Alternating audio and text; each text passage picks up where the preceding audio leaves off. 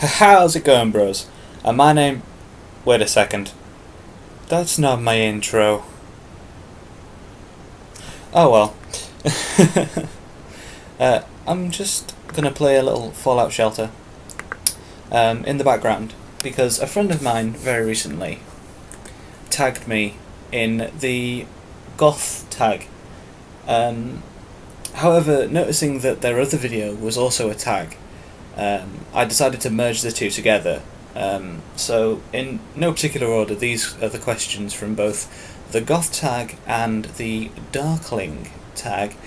I just basically found a compiled list of the two of them together, and I'm just going to answer them. And I figured, seeing as I'm not going to do a camera, I might as well try and play some games in the background, just to give you something to watch while I talk, which I doubt is going to be particularly interesting. So, let's start with question 1.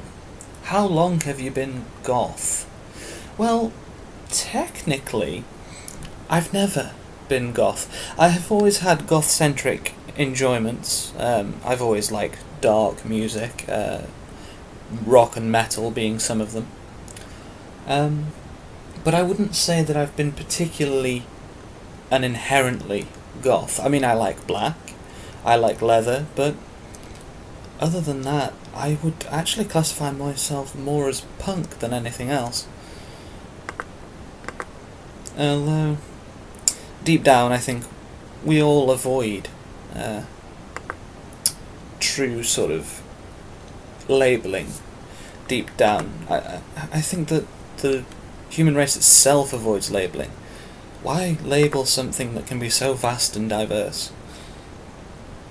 But as I say this, I'm obviously going to label myself in the end. So yes, I am goth. If I had to pick one, it would be goth.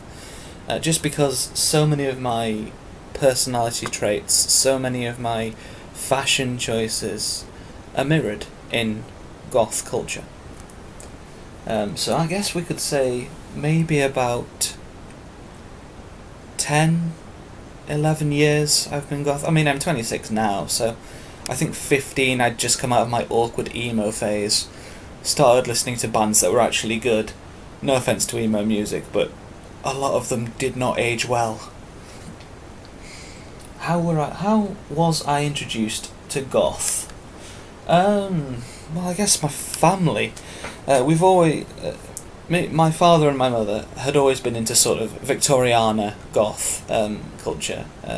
Tops and tails, Victorian dresses, dark colours, and my father had always been into dark music, being a biker at his core.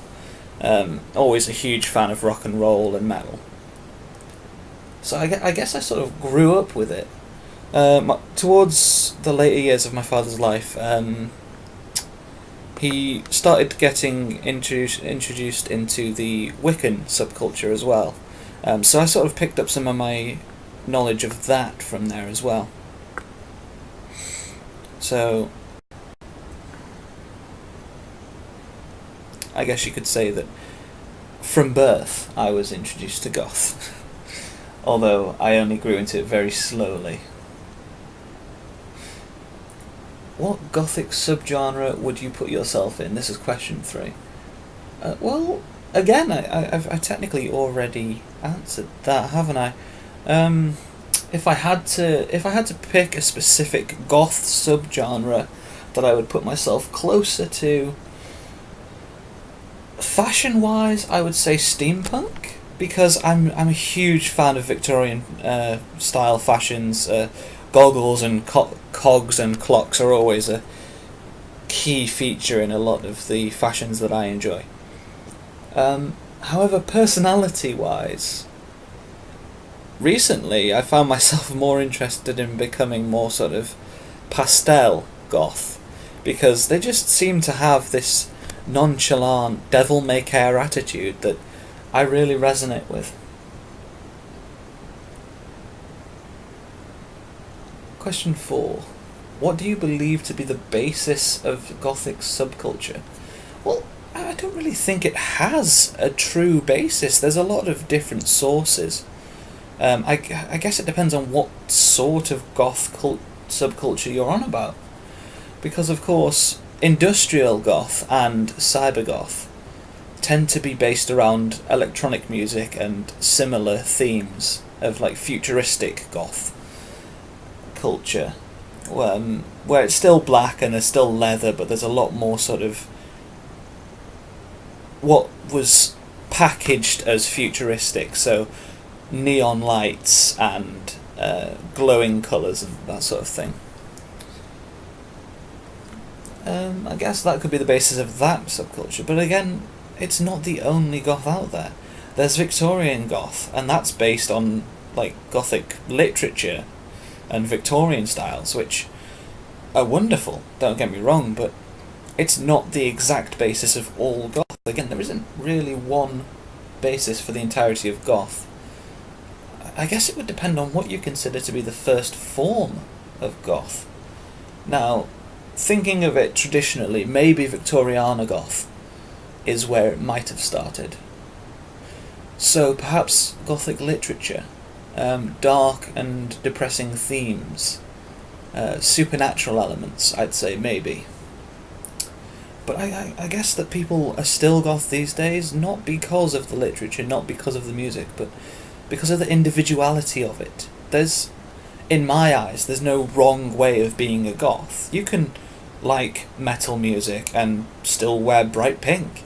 You can be into the whole fashion side of it, but still listen to poppy music.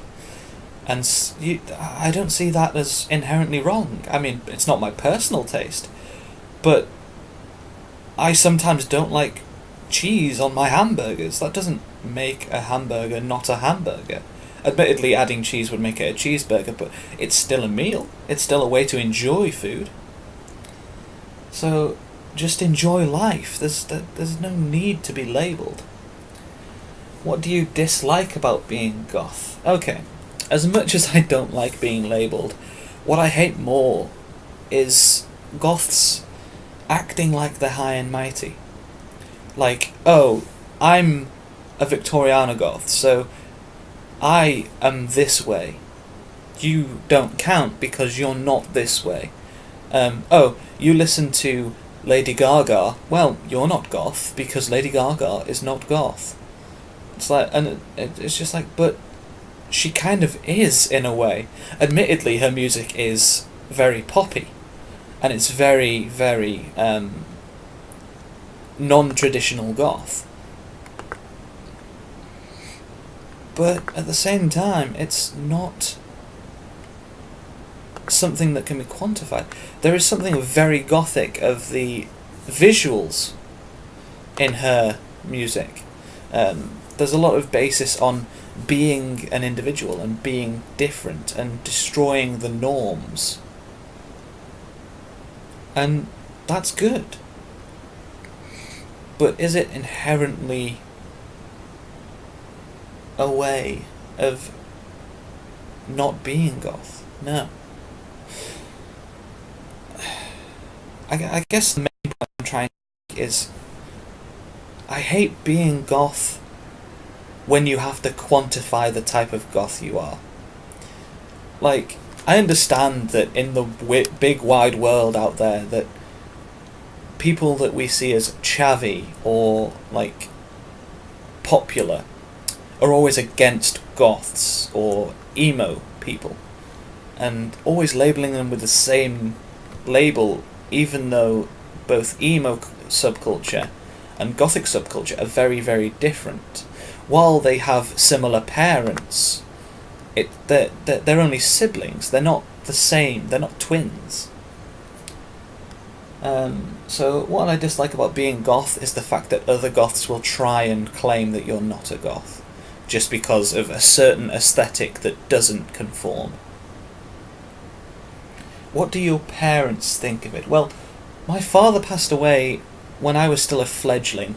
I was just getting into rock music via his own choices, so I'd say that he would probably be pleased with me becoming a goth down the line. I wouldn't say he tried to turn me into a goth, it's just that we listened to similar music. But my mother, well, she helps me with my fashion sometimes. she helped me with my music choices as a teenager. So I don't really. I think that they would be both behind it. I'm pretty sure my mother supports it. I'm sure that my father would have, had he been alive to see me in this level. Eyebrows or no eyebrows then? That again, it depends on your aesthetic. I mean, I've seen some beautiful goths out there with their natural eyebrows, but I've also seen some beautiful goths that have gone and pushed it that little bit further. Those cyber goths who have replaced their eyebrows with studs that are glued on. And while to some people that may be like not attractive, they still seem to pull it off. Like personally, I would probably never go without my eyebrows at all, no matter what makeup I put on. I like my eyebrows the way they are. I wouldn't shave them off. I might mask them now and then if I'm going for a certain aesthetic, but I would never. I don't think I'd ever shave them off personally. You know. Favorite band. Oh, now this. This is a question that a lot of people struggle with, and the only reason I tend to struggle with it is because I listen to music that a lot of people diss for not being inherently of a genre or inherent of a subculture. Over the past few years, I have been increasingly overwhelmed with my love for Japanese and Korean music. That includes their metal and rock. There is a subculture in Japan especially called Visual Kai, and that's very goth. I love it to pieces. There is a lot of operatic Visual Kai, and it's just, it's so wonderful, and the fashion is astounding. However, one of the bands I listen to a lot these days is baby metal. I'm not ashamed of it per se, I don't like the backlash of how people treat baby metal fans. It's like, just because I happen to like a band that are very cutesy and aren't entirely metal, but are still being packaged as a metal band, that doesn't, there's a lot of bad stigma to it, but I love them, I absolutely adore them. Any chance I get to hear their music, I take wholeheartedly. At parties, if I'm given a chance to walk over to the YouTube link, I will instantly put in whatever particular baby metal song I'm listening to at that time, whether it be The One, or Ine, or... I'm probably butchering the pronunciation, but still. Megitsune is another wonderful track that's been around for a while. It's one of their first, I think, and I still listen to it to this day. And every time I listen to it, I just enjoy it. There's just something so enjoyable about hearing their vocals on top of heavier guitar tracks. Number 9. What is your opinion on Marilyn Manson? Well, he's a sort of Marmite for me. I both love him and hate him, though. When I say he's a sort of Marmite, I mean that people can either love him or hate him for the way he's become over the years. I've known Manson fans in the 90s that now wouldn't touch a single track that he's even come close to.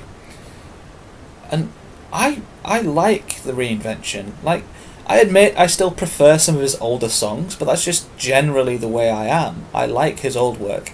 I don't diss his new work. Some of his new stuff has been very good. It just doesn't have the same feel for me. I love Marilyn Manson. Always have, and probably always will, no matter what decisions he makes down the line. It's just that his music has changed very drastically. His music is no longer something I would listen to on a daily basis, but it's not something I wouldn't listen to now and then. It's something that I would wholeheartedly enjoy in certain circumstances. If, for example, I was in a club and it came on, I wouldn't be against it. I wouldn't be over the top, no, this is wrong, it shouldn't be, this isn't a Manson song. it would be, that's cool. It's knowing Manson, it probably has a good beat. Something very dark and dour about his music he's always had that. And oh, look at my amazing vault, it's dying so very quickly. How wonderful.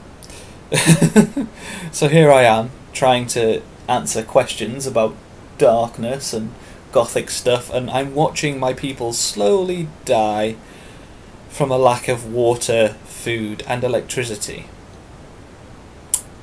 Well, this is the nuclear apocalypse that they're trying to survive through, so it makes sense to a point. Okay, the final question of the Goth tag is question 10, which is, what were your baby bat days like? Well, again,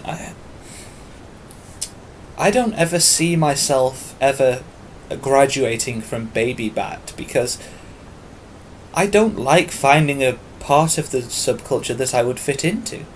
And that's the whole point of being a baby bat. You are a goth, yes, but you haven't found your niche. You haven't reached a point where you hunger to be a particular category, or where you have found where you fit into that category. But at the end of the day, I guess that's kind of the point of growing up, in a sense. I wouldn't say I'm a baby bat anymore, maybe a teen bat, if we're going to actually quantify the amount of time that I've been a goth, or at least close to being goth, if we must. But my baby bat days, they're like most people's, I guess. I discovered more about who I am over the time, who I want to be. I think I'm gonna quit this vault, because they're just dying very quickly, and there's nothing I can do about it. So what I'm gonna do is I'm just gonna quit the vault. I'm gonna start over. I'm going to start a new wonderful vault. I'm going to call it Vault 666 to go with the whole dark and demonic tag. But that's moving on from the goth tag and onto the Darkling tag. Now, this seems to be a much more sort of lifestyle based as opposed to subculture based. And I like that difference. So, what is your favourite candle scent is the first question. And friends of mine will know I really, really do not like... I really don't like...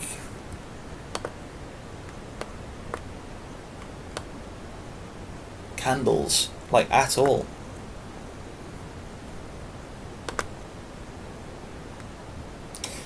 And I know I'm weird for that. Like, I love incense. If it was, what is your favourite incense scent? Then, it would be so difficult to choose. But my favourite candle scent? None. I prefer scents that are very, very, very subtle. Like, you don't notice them in the background.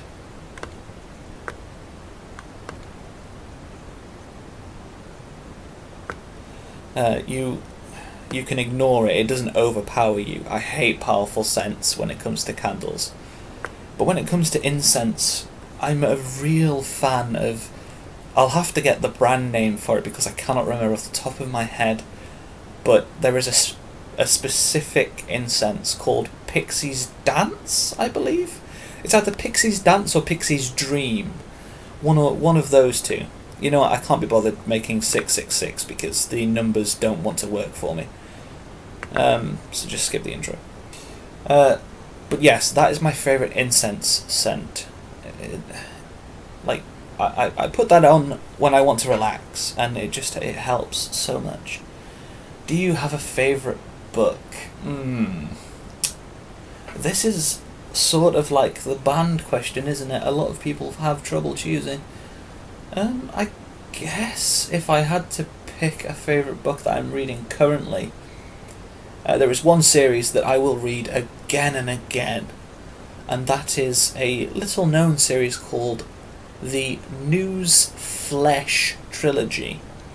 That is a series of books based around sort of zombie aesthetic as the background, but the whole focus is on media, which is amazing, to be honest.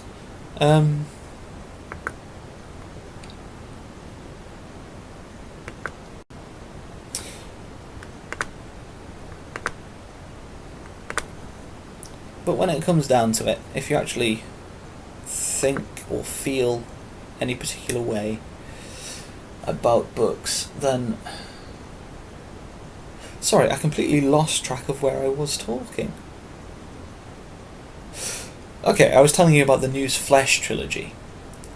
It's basically about how media deals with the truth of the outbreak, and how blogging sites become the main source of true news, because the world can't be trusted, and CNN makes fake news, and it's very, very realistic. And it was actually written before before Trump even came to power.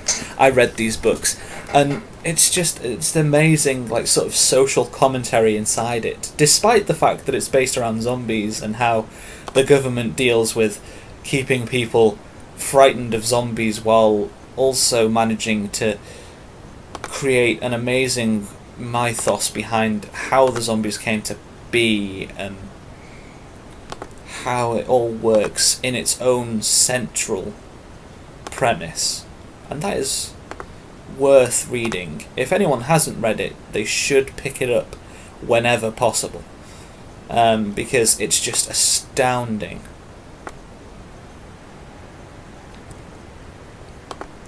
Yes, needs must.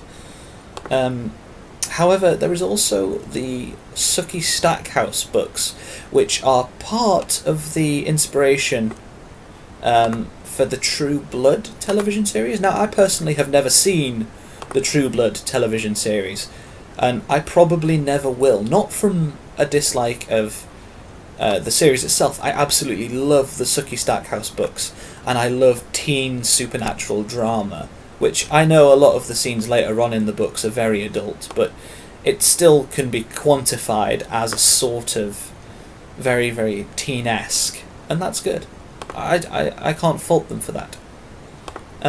It's a very good amount of books, very varied, like, themes within it. Like, yes, the main True Blood is focusing around the vampire side of things, but in the actual books, there's a lot more than vampires. As I said, I haven't seen the series, so there might be more in the series than what the name of the series lets on.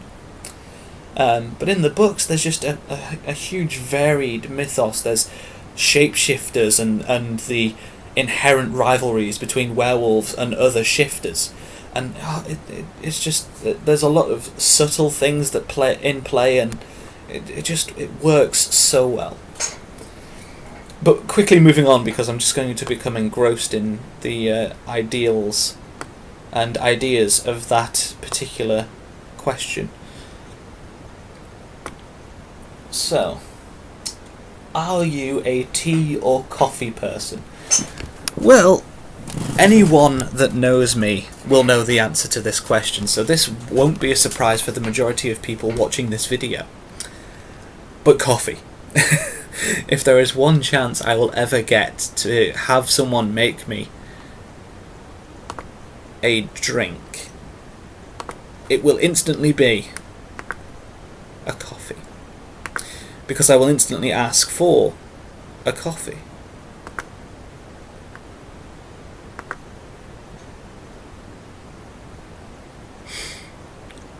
Whenever offered. I like tea in the right cases. I like Earl Grey, I like Darjeeling, I like lemon tea if I'm ill. However, I will always say yes to coffee whenever it's offered.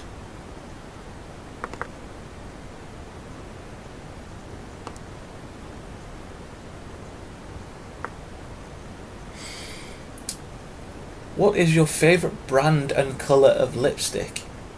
Well, I don't really have one. I wear all sorts of lipstick, and from all sorts of brands. Because, you see, I haven't bought a lot of makeup myself. I have been gifted makeup from other people. So, off the top of my head, I guess maybe, I think it's like what? It's like Stargazer is my favourite makeup brand. I think they do really good nail varnishes. But other than that, I couldn't really say.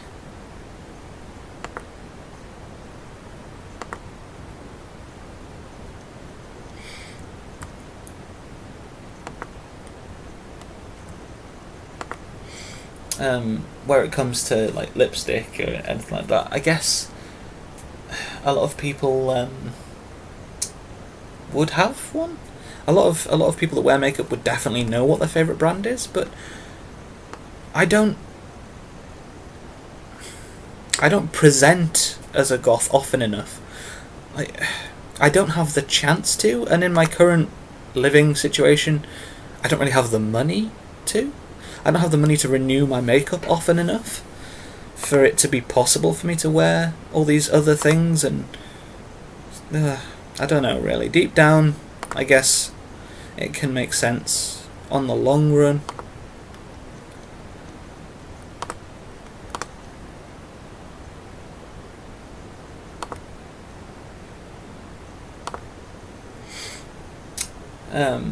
But maybe one day I'll have a favourite makeup. What is your favourite perfume or cologne? Okay, now this one I actually do have, and it's kind of because I'm a fan of the person who made it. Well, I don't know if they actually made it, but it's from their line, and it's called Bulgari, which is BVLGARI, and that's from a well-known Japanese musician and fashion designer called Mana.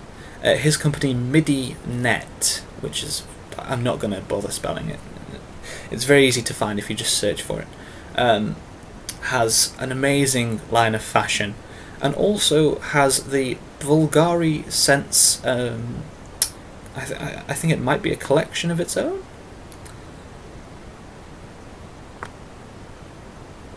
But it's there, and it's wonderful, and if I ever smelt it on myself or another person, I would become instantly attracted. Because it's just, it's so nice. Do you have a celebrity crush? Lots of them. I'm not gonna bother naming that many of them. I'll name maybe the top 5, but they're not really ordered because I have a crush on a lot of people, being polyamorous at my heart. But I guess I could say number 1, again, not really in order, but one of them is Johnny Depp.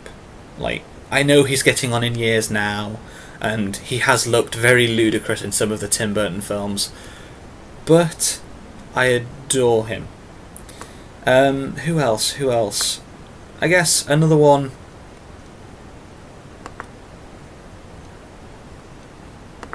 could be the marvellous and ever wonderful Mila Jovovich. Now, a lot of people don't like some of the films she's been in, but as an actress, I adore her. I think deep down she could be a lot better. She's just waiting for the right role. Like, she was amazing in Fifth Element, and I'd love for everyone to only remember Fifth Element, but everyone happily remembers the Resident Evil films. And as much of a Resident Evil fan as I am, only the first film even came close to being good enough. They wasted Nemesis in the second film. He was amazing as a bad guy in the third game. I will rep that game till the day I die.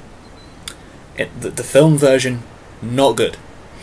Like, he started out good, but turning him into a sympathetic character towards the end of that film wasn't a good move. Also, he wasn't in the right film. He shouldn't have been in the second film. He should have been in the third film. They should have made the films mirror the games, and that would have been amazing. Although, to be fair, they started mirroring the games more later on in the series, and it was terrible. I guess games just can't be made into films properly. Comics are doing really well, but that's very, very separate to what I'm actually meant to be talking about. Celebrity crushes is what I should be focusing on.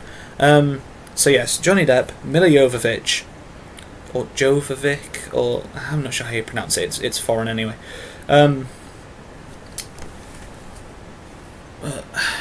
There are many others, but it's hard to remember names of the people. I tend to only remember the names of the people that they were playing when I had a crush on them. Was it Lawrence Fishburne who played Morpheus? I had and probably still have a bit of a crush on him. Idris Elba, I have a crush on. But not Matthew McConaughey. Him as I think it's the Black King in the Dark Tower, or is it the Red King or something like that? It doesn't suit him. I read the book a very long time ago.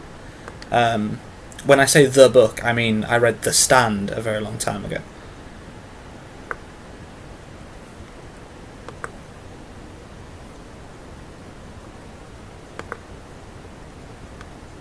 I just can't catch a break on this money for some reason. I need the money to upgrade things. I need to get a better barracks. I shouldn't have upgraded the barracks. That was an accident. But yeah, no. Idris Elba. Thinking about it. Who else is there? I can't remember the name of the character. Is it like Vigo or something? Who plays Aragorn? Love the guy. Absolute crush. Music-wise, I could go on listing millions of Japanese bands and all of the members. But I guess if I had to pick only one Japanese person to have a crush on, it would definitely be Kaya, who used to work with Mana, and had a band called Schwarzstein under Mana's sort of label. They are wonderful. They came out as gay in Japan, and despite their entire family disowning them, and just the strength that Kaya has to still be themselves after all this, after everything that's happened, my heart goes out. Number 7. If you had to give up the colour black, what colour would you choose instead? Well, I don't actually wear that much black. I have some black pieces in my wardrobe that still fit me, and I adore them. But I have more purple than I do black, so I guess purple would be my choice. When thinking about it, I would say probably sort of a dark purple, closer to blue than purple, really. But still very, very good. Okay. 8. If you could ever change your name to a stereotypical 90s/2000s goth name, what would it be? Okay, now I might get a lot of stick for this because, as I am transgender, I've already technically changed my name to Raven. And that is so stereotypically 90s goth that it's only now that I'm being asked to think about what I would change my name to that I realise that I technically already have. Because I actually had it because I thought I myself feel like I'm a bird leaving a cage coming out as transgender. So I'd like to take the name of a bird, but what bird is even close to my sort of personality? And I was like, well, there's crows, because I have a dark aesthetic, they have black feathers, and there's the whole group of them being called a murder of crows. Fun fact, a group of ravens is called an unkindness, which I find absolutely amazing. But yes, and then I was like, well, okay, so what else can I do? What else can I draw inspiration from? And I happened to look up a friend's Facebook at the time. Oh, talking about social media. I was looking at a friend's Facebook, and they posted a picture of the Teen Titans, which recently has been remade as Teen Titans Go, and the characters are cutesy and shouldn't exist anymore, because it's completely broken the tone. In fact, I would kill for a comic where the Teen Titans turned up and beat the crap out of the characters from Teen Titans Go, which was some sort of ploy to make Britain's the children of the world dumber just by osmosis or something, and it turns out to be the scheme of some weird, not quite Joker, but someone similar to that from the DC side of things. I think there was a character called the Clue Master, which was basically Riddler but not with riddles. Maybe the Clue Master could have done something, and then the whole clue was that it wasn't the Teen Titans we remember, but we were fooled. I don't know. But yes, I saw this post and I was like, oh, well, Raven's my favourite character. And also a bird, and also black feathered, and there's also the whole sort of aesthetic behind it. So why not take the name Raven? And of course, since then I have become under the jokes of, oh, are you going to tell the future like on that Disney show you were in? That's so Raven. However, my favourite, and I so wish it was true, is the lesser-known BBC children's game show called Raven, where an amazing, amazing man had the most beautiful accent ever. They were talking about bringing it back recently, and I think they were bringing it back with a female lead. And I'm not against females being in power. I'm not against them revamping old TV shows with new leads. But if she doesn't have that accent, I'm not going to watch, because that accent made that show. And it was I think it was Scottish, but it was welcome to the way of the warrior. It was so wonderful. And I probably just butchered the accent there as well. I'm not amazing at accents, even though I did 2 years of acting, hilariously enough. I actually did 4 years of acting, and I'm not that good, but still. Okay, moving on to the next question, because my name is cliched, yes, get over it. Number 9. What are your top 3 tips for surviving hot weather while black clad? Well, you shouldn't have that much of a problem if it's made of the right material. Yes, the colour black attracts heat, but it also loses heat rather quickly, depending on what material it's made of. If you're leather clad, then yes, you're going to be in trouble.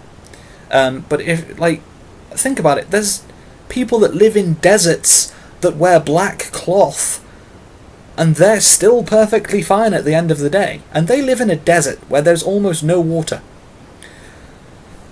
So, if you think about it, why, just be careful of what fabric you're wearing, I guess. Pick the right fabric for the right temperature. Yes, leather is amazing and you would look great in that leather jacket. But is it 20 degrees outside? Or, much higher than that for the people that use Fahrenheit? I have no idea what 20 degrees would be in Fahrenheit. 20 degrees for here in Britain is real warm.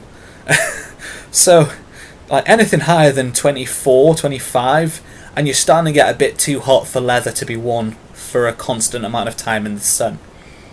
I guess it's very stereotypical, but I guess the top 3 would be, don't go out. Just stay indoors with your air conditioner on or a fan. Just do not go out, just avoid being outside. But if you have to go out, use shade to your advantage. It might look silly carrying an umbrella and using it, but it will protect you from the sunlight just a little bit. and it will help you cool down a lot because you will be in the shade, and shade is always cooler than the direct sunlight. And then 3, I guess, if I have to be more serious about things, just drink a lot of water. Stay hydrated, people. There is nothing... Yes, you might look amazing in your £200 or $400 leather jacket that sweeps the floor, and your heavy satin, like, black shirt and leather trousers, and your boots look amazing. But if you're passing out in that, you're just going to get laughed at. So stay hydrated. Stay frosty. Anyone that can spot that reference would be just my best friend for him. What song will always make you happy, and it doesn't have to be a goth band? Well, I kind of answered this a while ago when I mentioned my favourite band, but I guess hearing Karate or Gimme Chocolate by Baby Metal will always get me hyped. If I had to pick a non-goth song, let's force myself now. A non-goth song that will always make me happy no matter what time it is when I listen to it. That is slightly harder, but I would have to say Harder, Better, Faster, Stronger, specifically by Daft Punk, not Kanye West. I just went to say Daft Punk, and it's the English in my accent that's just coming out. Even though I'm not actually born in England, I just have an immensely powerful English accent from growing up there. A lot of people don't believe that I'm Welsh. But yeah, I guess that would be it if I had to choose one. Are you active in the arts? Well, I did just mention that I trained as an actor. However, if we have to come down to things, I am an artist and writer. I take commissions, although recently a lot of my stuff has been more furry based recently because it's just so easy to get work as a furry artist. So easy. But yes, I would say probably I am active in the arts. I like to think I could sing, but I can't. I warble. That's about it. But yes, I am active in the arts, and I intend to remain that way until the very day that I die. Okay. Number 12. I just realised I didn't say what number any of these were. But yes, we're on number 12 in case anyone were trying to keep track. If you had a teacup or mug made inscribed just for you, what would you have it say? I guess it would say, instant annoyance. Just add coffee. Because without coffee, I will tend to ignore literally everything. Because I need my coffee to survive. If you try and speak to me before I've had my coffee, the most you will get is a dependent on what you need me to say to that question or expect as an answer to what you're saying. If I've had a coffee, then you will at least get me. If I have too much coffee, I tend to ramble on, like I do in this video right now. I tend to ramble on very, very often, and it annoys people. So I guess a teacup or mug made specifically for me would say instant annoyance, just add coffee. What is your number one non-gothy hobby? Well, it depends on what you'd see as non-gothy, because there is something inherently non-goth in gaming, but the sort of games that I play could be considered gothy if played the right way. Like, for example, Skyrim. It's all about killing dragons. However, there is a whole subsection of that game that's based around the idea of becoming a vampire. And if there is something gothic, that doesn't involve vampires, it's not gothic. So yeah, I guess I could say gaming as a hobby that might count as non-goth, because there is a lot of games out there that aren't gothy. It's just I personally don't play them. So I guess it could be considered, but not with me, if you know what I mean. Thought-provoking questions. These are additional ones that are further on. So there's 1, 2, 3, 4, 5, 6, 7, 8. 8 questions in this section that are meant to be thought-provoking. So, if you could be a supernatural creature, what would you be and why? Okay. Now, I know a lot of goths will instantly go, oh, I would be a vampire because eternal life, and I don't go outside anyway, so I wouldn't need to care about the sunlight, and the world is so much prettier at night, and I am a cliché written down on a page. No. If I could be any supernatural creature, I would simply be a shapeshifter. Because if you are a shapeshifter, you can take on aspects of anything you wanted. If you can shapeshift your clothes at the same time, then you'd never need to get dressed. For a start, I mean, admittedly it would take the fun out of the whole sexual process of slowly stripping, but you also wouldn't have to buy any clothes. And you could stay up to date with the latest gothic trends without ever needing to buy anything, and that would be wonderful. Being able to do that would be amazing. But yeah, so shapeshifter would probably be the one. What horror-based monster superpower would you have? Well, I would have what's known in a specific couple of videos as off-screen teleportation. It's that moment where, in the middle of a horror movie, there'll be the killer chasing you down, and then you'll turn a corner and he'll be gone. But then you'll turn another corner and he's there.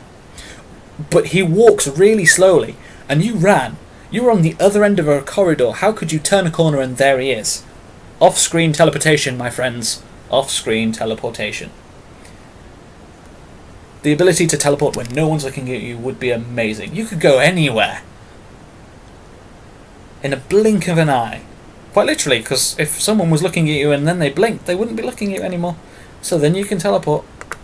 It will get you out of so much trouble. Like, oh, I need to get home. Hang on, I'll go into the toilets, close myself into one of the cubicles. No one can see me. I'm now home. You know, it would be so much easier. Number 16. Do you feel confident or comfortable interacting with other goths or gothic people online or IRL? Why or why not? Well, for the most part, yes. Because goths are amazing, and most of them tend to be nerds, as well as goths, and nerdy goths are the best people you will ever meet. I can say that because I technically am one, even though, again, I wouldn't say that I'm exactly what a goth would ever consider themselves to be. But yes, I find it easy to talk to nerdy goths, because I have a lot in common with them.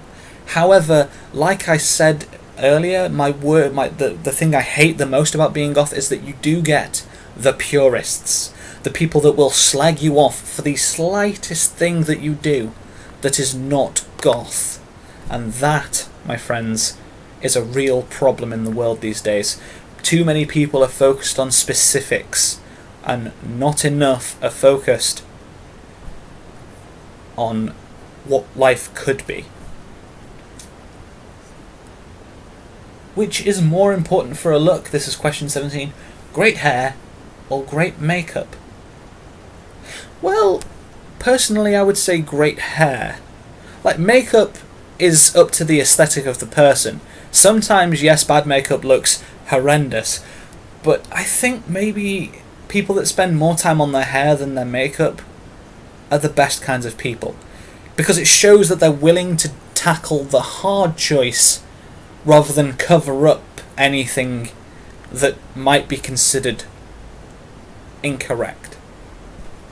And that's a deeper way of seeing that question, ladies and gentlemen. Probably not the reason the question was written, but a deeper way of seeing it. Number 18 in the Darkling tag, and fourth question of the thought-provoking part: is there something you wish there was more of in your subculture? More focus on life, I guess. Because, I hate to say it, but the majority of Gothic subculture focuses around death and suicide and darkness and supernatural things. But not a lot of it, except for in specific comedy shows, focus on life as a goth. Like, I would love to see a teen drama where they shop at Hot Topic for some reason, and like, well, I'm saying for some reason because it's an American alternative brand store, but they shop at any particular store where they can get black clothing, for example.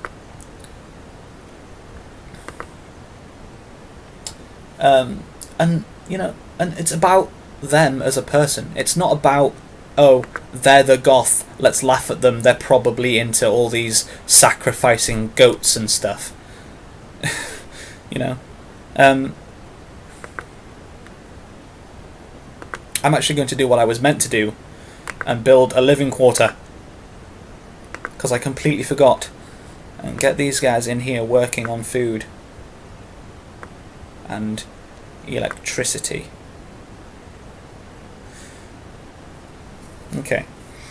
But yes, more of, in my subculture, focus on the person rather than the aesthetic. I'd love to see a goth who, other than being a goth, was a perfectly normal person. You know? Like, they had goth fashion, they listened to goth music, but they worked a day job in an office somewhere. And in the office, they were just David or Nancy. But as soon as they got out of that and got home, like, I don't know, maybe they're a YouTuber and they go by, like, I am Gothic Skull Candy, 84, and they put on their makeup and they get to be themselves, and it shows that, yes, it's okay to be yourself, but you don't have to be a douchebag about it. You don't have to force the fact that you're a goth on other people. Yes, they should accept you for that, but you don't have to. It's like when people say, I support gay people, they have the right to do what they want, just, like, not in front of my salad. Which is a meme that seems to be going around recently. Like, you have the right to be you, you have the right to live your life, you have the right to be yourself. And you should never compromise that. However,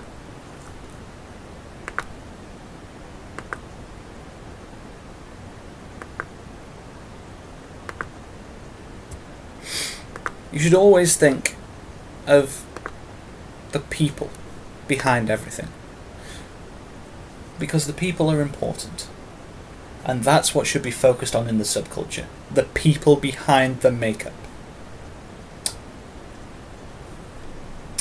Number 19. Care to share an embarrassing story related to your darkliness?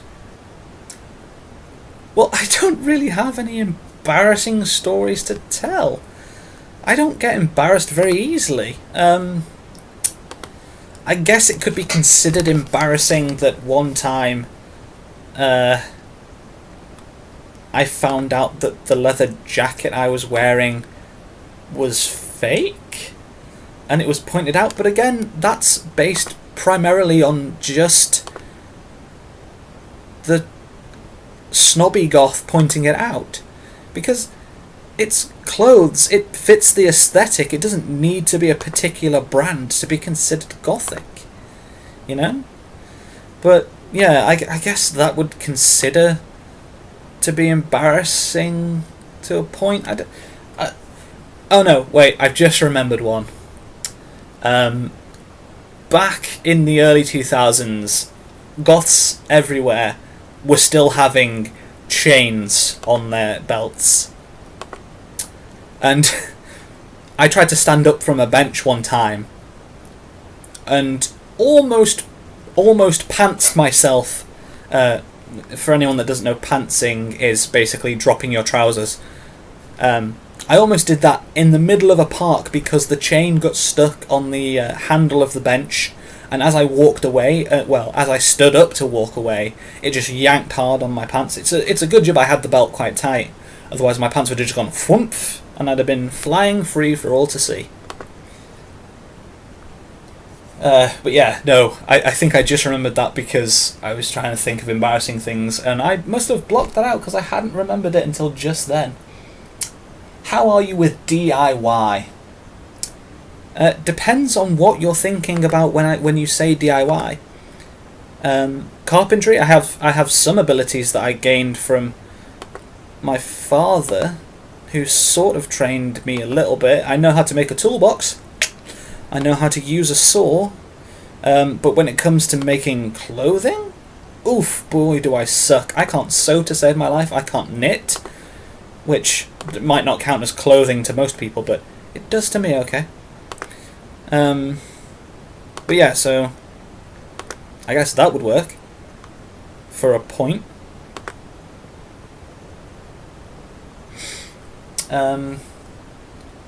21. Quickly describe your ideal wedding. Okay, let's do this. I had a joke growing up that I would be the one wearing the dress, and the groom and the bride would be the one wearing the tux. However, over the years, it turned out that I was transgender. So of course I'd end up wearing the dress. I'm not particularly religious, so I wouldn't say that I specifically need a wedding in a church. Honestly, in recent years I've been more into the whole historical idea. So maybe... Ooh, actually, you know what I would love? A wedding in a castle. But like everyone's dressed in medieval like garb. So like all the women are dressed as like princesses and maidens, or peasants if they really want to. And all the men are like in armour that they have to lug around to pose for the photos and everything.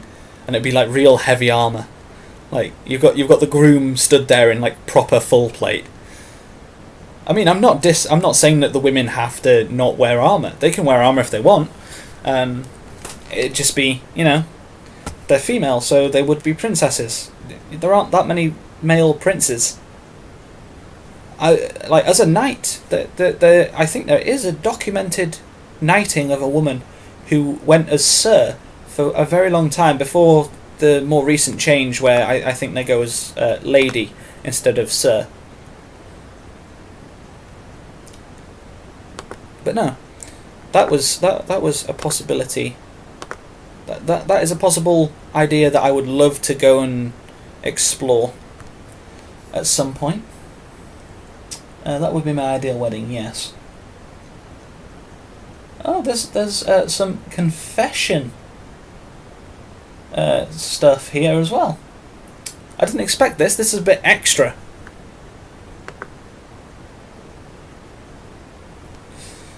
So let's do some true or false confessions. I love watching cheesy romance films. True. I absolutely adore cheese. 13 going on 30 I found hilarious. I guess the Princess Diaries kind of counts. There is a romance element to it. What else? I love all the parody romance films as well. And they're cheesy. But boy do they know that they're cheesy. Okay. I always remember to wash off my makeup at night. That's entirely false. A lot of the times I'm too tired to bother when I get to bed because I'm very nocturnal. I have insomnia, so I just stay up until really, really late and pass out around when the sun comes up. So I'm almost a vampire in that sense. But yes, I occasionally will forget to take off my makeup before passing out. I sleep with plushies. True. I do sleep with plushies. I sleep with a teddy, not the original teddy that I used to sleep with, because sadly he's been missing for a very long time. Blue, if you're still out there, Mama wants you back. But no, I do sleep with a stuffed animal, a plushie, a stuffy, whatever you want to call them, depending on what subculture you're from. I know that stuffy tends to be what people in the adult baby community call them, because I've seen on Google. Everyone has seen on Google, don't worry about it. But yes, no. Yes, I do sleep with plushies. I wear non-black pyjamas most nights. Well, it's kind of true, because I don't wear pyjamas most of the time at night. I tend to, like, when I get into my room that I have to myself, because privacy, I tend to not wear anything, if I can help it, because I don't see a point. I'm only going to overheat. I can always snuggle up under a blanket if I get cold. But if I get too hot, that means I'd have to wake up, then take off my clothes, then try and get back to sleep, which, as I've mentioned, isn't easy for me. So yeah, I tend not to wear pyjamas at all, so I guess that counts as non-black pyjamas. I still listen to a boy band that has disbanded years ago. Oh, let me tell you about this one time that I was a young boy. Yes, that is completely true. I still listen to bands that have long since gone. I think Andrew Eldritch is overrated. Now, I'm probably going to get a lot of hate for this. I have no idea who that is. And I can't be bothered Googling right now. Because I'm trying to not lose at this game. But that's really hard. Because I keep making mistakes. Hopefully the next time I get food, that'll go into the green finally. Okay. So what I'm going to do is I'm going to put her... Oh, no, I didn't click the right person. You can go here. Oh, no, wait. You. Okay, let's do this. Let's equip you with the Mark 1 power armor. Chapow! And when you pop up again, there we go. Let's send you out to the wasteland.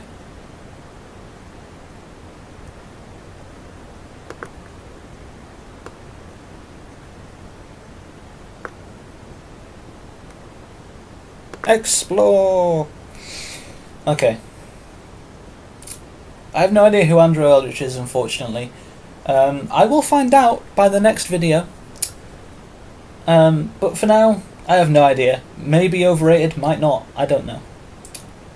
I don't like vampires. That is entirely false. I like vampires, I just don't like what Twilight did to them. I don't like clubs. Well, depends what they're made out of, really. But no, nightclubs, ugh, horrible. There's a nightclub near where I live, and it is the worst place to ever be.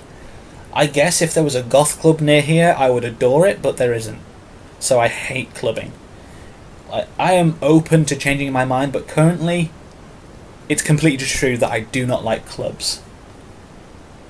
I'm dating a goth/darkly inclined person. I guess that'd be true. Again, neither me nor my partner are inherently goth. I personally see that we're not inherently goth. Whether or not they consider themselves inherently goth is their own question to answer, I guess. But yes, I believe it to be true. I don't enjoy graveyards. False. I absolutely adore graveyards. Not because, that's where dead people go and, life is such a drag. No, it's just a very peaceful place. It's often very quiet and calm, and you can just be alone with your thoughts and you're not pestered into a conversation by the first person that happens by, because you're in a graveyard, you know?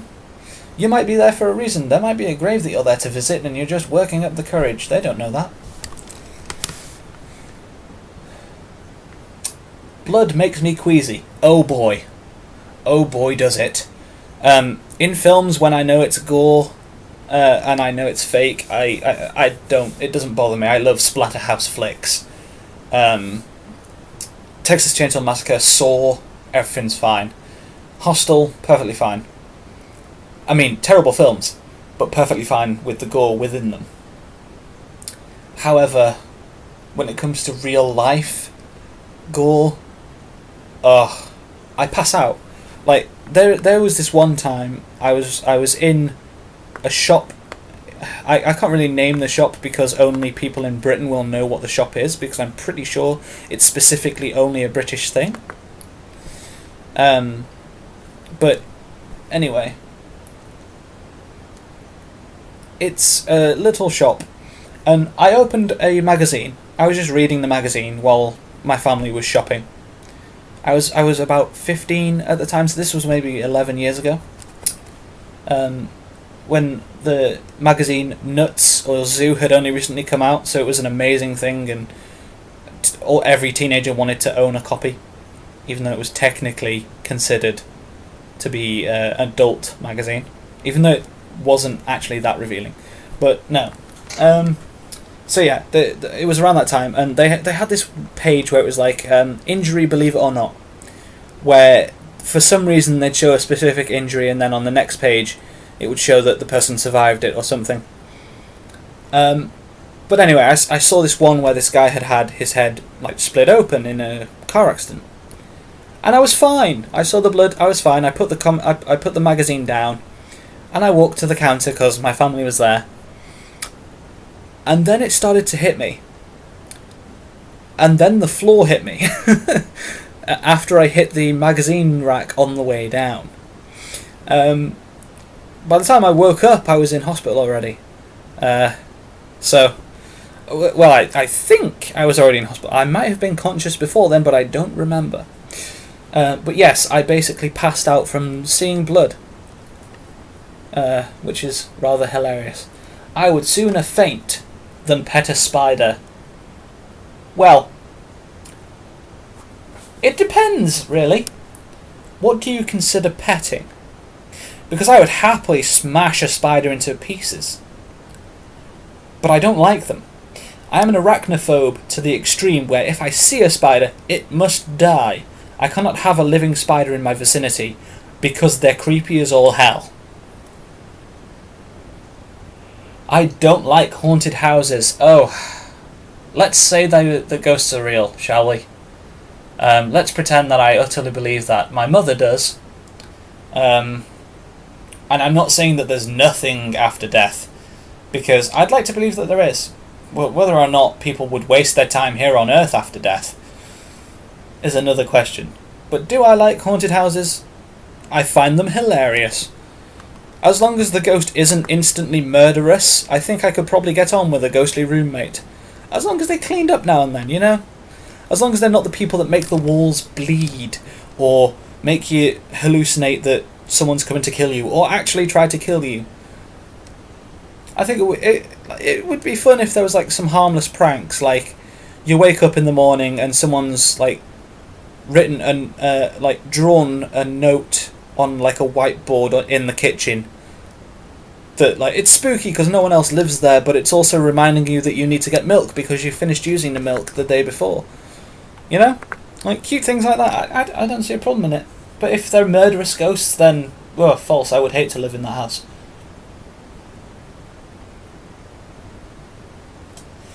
I still browse Hot Topic's clearance racks. We don't have Hot Topic here in the UK. So, no, I don't. But I guess if we did have Hot Topic, I probably would. So, false, because we don't have one, but if there was one, then it would probably be true. I have never read Dracula. I actually have. We covered it in my high school or secondary school for the English people. English class. We covered it as a study on the way literature can be posed, because the book itself is written more like a diary than a book. Each chapter is like an entry in that diary. And I like it.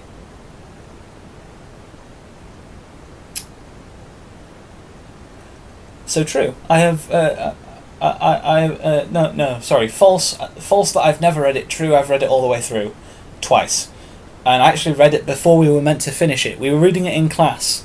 And you know how class is always so damn slow. They always get past that one person who like takes an hour and a half to finish a sentence. And yeah, they might have some form of speech impediment, and more power to them for actually standing up and reading. But boy, as a child, if you are not impatient enough to read ahead, then you're not a proper child. I read that book more than twice before we actually finished reading it in class. So, yeah, I read that book. I think Bela Lugosi's Dead is a long and boring song. Now, again, this is probably going to get me some hate. Never heard the song. I will get back to you on this in the next video. Just like with the guy, whatever his name, Eldritch. I'd have to scroll up to find it, and I can't be bothered with that.